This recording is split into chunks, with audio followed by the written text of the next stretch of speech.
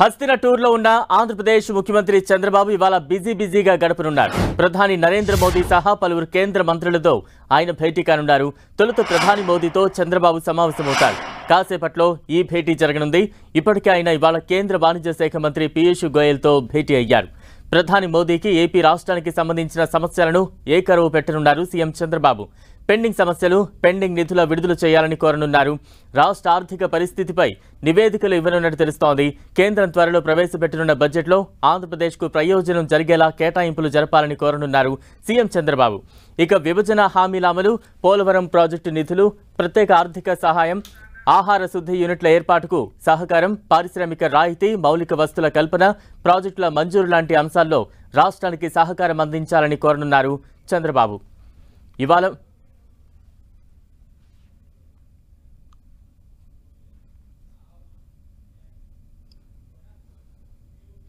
AP CM Chandrababu ఢిల్లీలో బిజీగా గడుపుతున్నారు. తాజా అప్డేట్స్ అందించేందుకు మా ఢిల్లీ ప్రతినిధి గోపి సిద్ధంగా ఉన్నారు. గోపి, ఈరోజు ఏపీ సీఎం చంద్రబాబు ఎవరెవరిని కలవబోతున్నారు?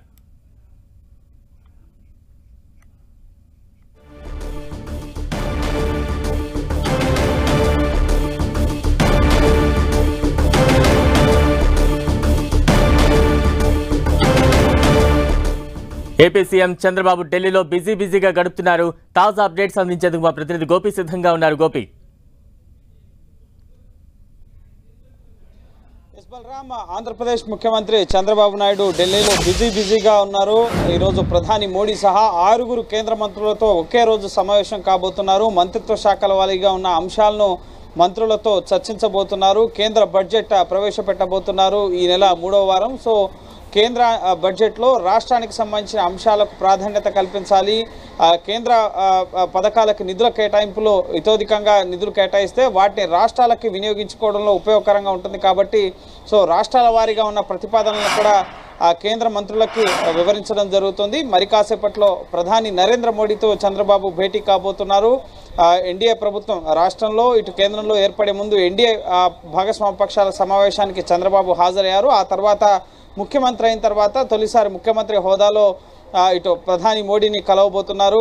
ప్రధాని నరేంద్ర మోడీ ప్రమాణ స్వీకార కార్యక్రమానికి సంబంధించి ఆయన హాజరైన సందర్భంగా ఆయనకి అభినందనలు తెలపడం జరిగింది. ఇప్పుడు రెండవసారి ప్రధాని నరేంద్ర మోడీ అయిన తర్వాత ఆయన కలుస్తున్నారు. సో రాష్ట్రానికి సంబంధించిన అంశాలపైన ఇటీవల సమీక్షలు, అధికారులతో సమావేశాలు నిర్వహించిన తర్వాత రాష్ట్ర ఆర్థిక పరిస్థితిని వివరించబోతున్నారు. ఆంధ్రప్రదేశ్కి గడిచిన 5 ఏళ్లలో జరిగిన నష్టాన్ని ప్రధాని మోడీకి వివరించబోతున్నారు. అలాగే ఎటువంటి విజన్తో ముందుకెళ్తే రాష్ట్రానికి న్యాయం చేయగలం, రాష్ట్రంలో కేంద్రంలో ఎన్డీఏ ప్రభుత్వం ఉంది, బీజేపీ భాగస్వామ్య పక్షంగా ఉంది కాబట్టి సో కేంద్ర సహకారం చాలా ముఖ్యమని చెప్పి ఈ అంశాన్ని కూడా ప్రధాని మోడీకి వివరించబోతున్నారు. సో అంశాల వారీగా కేంద్రం నుంచి రాష్ట్రానికి రావాల్సిన పెండింగ్ నిధులు, మంత్రిత్వ శాఖల వారీగా రావాల్సిన అంశాలు, వీటన్నిటిపైన ఇప్పటికే అధికారులతో ఒక నివేదికను సిద్ధం చేశారు. ఆ నివేదికను కూడా ప్రధాని మోడీకి అందించబోతున్నారు.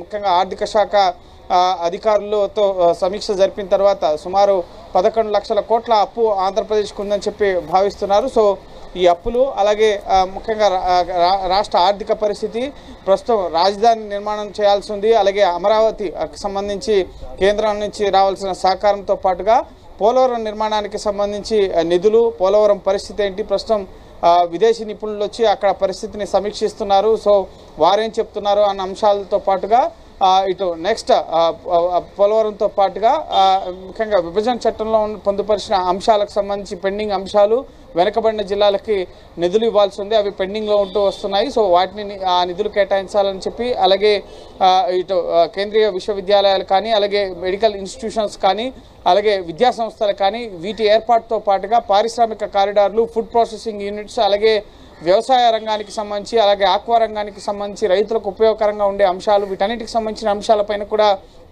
ఇటు ప్రధాని మోడీకి కేంద్ర మంత్రులకు ఇచ్చే విజ్ఞాపనలు కూడా ప్రధానికి మొదట ఇవ్వబోతున్నారు. కాసేపటి క్రితమే కేంద్ర వాణిజ్య శాఖ మంత్రి పీయూష్ గోయల్ని కలవడం జరిగింది. అరగంట పాటు ఆయనతో సమావేశమయ్యారు. పెట్టుబడులకు సంబంధించి, అలాగే పారిశ్రామిక కారిడార్లు, ఇతర వాణిజ్యపరమైన అంశాలకు సంబంధించి వీరిద్దరి మధ్య కూడా చర్చ జరిగింది. అలాగే నెక్స్ట్ ముఖ్యంగా షెడ్యూల్ పరంగా చూసినట్లయితే కనుక మరి కాసేపట్లో 10:15 7 లోక్ కళ్యాణ్ మార్గ్ ప్రధాని నివాసంలో ప్రధాని మోడీతో భేటీ కాబోతున్నారు. అనంతరం 12:15 ఉపరితల రవాణా శాఖ మంత్రి, రోడ్లు రహదారుల శాఖ మంత్రి నితిన్ గడ్కరీతో, అలాగే 2 గంటలకి కేంద్ర ముఖ్యంగా గ్రామీణాభివృద్ధి మంత్రి అలాగే వ్యవసాయ శాఖ మంత్రి అయిన శివరాజ్ సింగ్ చౌహాన్తో అలాగే ఇటు 2 గంటల 45 నిమిషాలకి కేంద్ర హోంమంత్రి అమిత్ షాతో భేటీ కాబోతున్నారు. అలాగే సాయంత్రం 5 గంటల 15 నిమిషాలకి పట్టణాభివృద్ధి శాఖ మంత్రి మనోహర్ లాల్ ఖట్టర్తో అలాగే 6:30 గంటలకి పెట్రోలియం శాఖ మంత్రి హర్దీప్ సింగ్ పూరితో భేటీ కాబోతున్నారు. రేపు నీతి ఆయోగ్ సంబంధించిన సీఈఓ అలాగే ఇటు ఆర్థిక మంత్రి నిర్మలా సీతారామన్, ఆరోగ్య శాఖ మంత్రి జేపీ నడ్డా అలాగే ఇటు కేంద్ర సామాజిక న్యాయ శాఖ మంత్రి రామ్దాస్ అథవాలేతో భేటీ కాబోతున్నారు. అలాగే పలువురు అంతర్జాతీయ నిపుణులు, పారిశ్రామికవేత్తలు అలాగే విదేశీ రాయబారులతో కూడా చంద్రబాబు భేటీ కాబోతున్నారు. రేపు ముఖ్యంగా జపాన్కి సంబంధించిన రాయబారితో చంద్రబాబు భేటీ కాబోతున్నారు. ఈ రోజు రేపు 2 రోజుల పాటు కూడా బిజీగా చంద్రబాబు షెడ్యూల్ ఢిల్లీలో ఉండబోతోంది. రాష్ట్ర అభివృద్ధికి కేంద్ర సహకారం, కేంద్ర బడ్జెట్లో నిధుల కేటాయింపుతో పాటుగా పెండింగ్ అంశాలు ఏవే ఉన్నాయి, రాష్ట్ర ఆర్థిక పరిస్థితి ఏ విధంగా ఉంది, కేంద్రం ఎటువంటి సహకారం అందించాల్సి ఉంది, అలాగే మంత్రిత్వ శాఖల వారీగా ఏ అంశాలు పెండింగ్లో ఉన్నాయి, మంత్రిత్వ శాఖల వారీగా రాష్ట్రానికి ఎటువంటి సహకారం అందాలి, వీటన్నిటికి సంబంధించిన అంశాలపైన కూడా ప్రధాని కేంద్ర మంత్రులకి చంద్రబాబు విజ్ఞాపనలు అందించబోతున్నారు. Thank you Gopi.